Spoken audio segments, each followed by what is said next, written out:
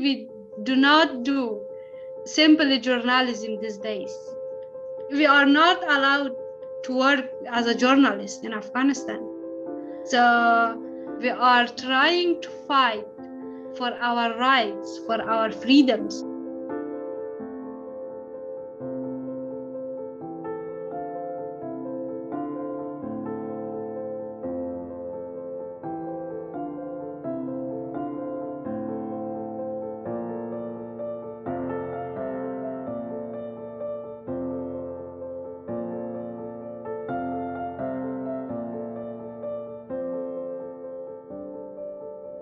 I was a girl, but I wasn't allowed to go to school.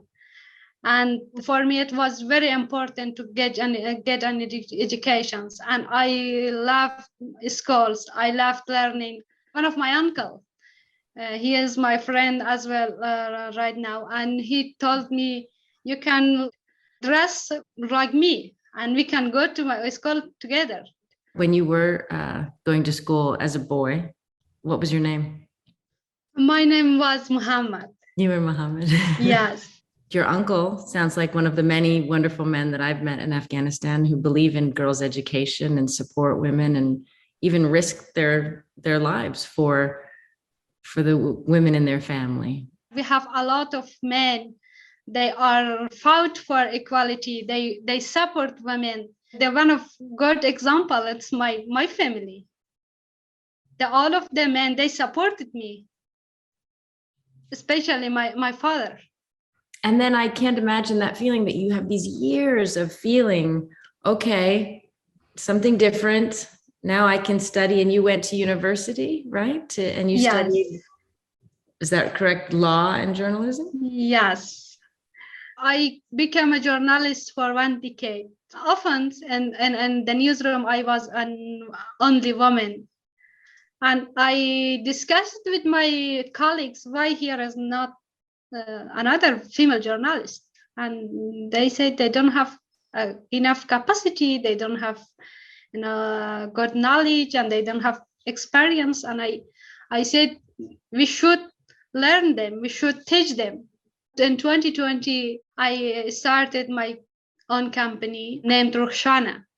From August 2021, all of Afghan women, they lost their rights, they lost their freedoms. When the Taliban took over, just myself, including 3 of my younger sisters and 1 of my brother, and my baby niece, we managed to get out of Afghanistan, and we left behind our families, even our parents. We miss them every day, and it is very hard for all of us, especially for my brother. And I know we'll also not mention where your parents are for their safety, but are you able to communicate? I'm able to communicate, but still they are in hiding, unfortunately. I think just focusing specifically on women's rights and the danger to women, is that something people could track, just what rights of women have been upheld and what rights have been removed? The Taliban are the extremist and fundamentalist groups. They didn't believe women's rights, human rights, and they always say we are changed, but they are not changed.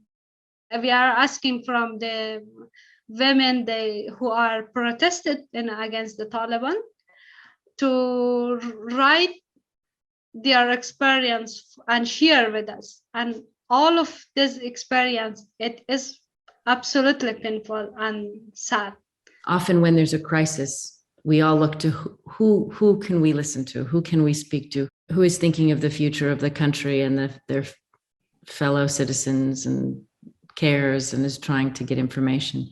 It's a place for you to express and to fight. And it's also a place for many of us to learn and be sure that we understand. So hopefully, if there are decisions made in the future, we listen to voices like yours and we're more educated onto how better to make these decisions and what is at stake. I know you can bring forward stories. Do you have a vision for the news outlet or your fellow journalists, the work you want to do? All the time, I receive many stories, news from my colleagues. Even they are in hiding, but they are working.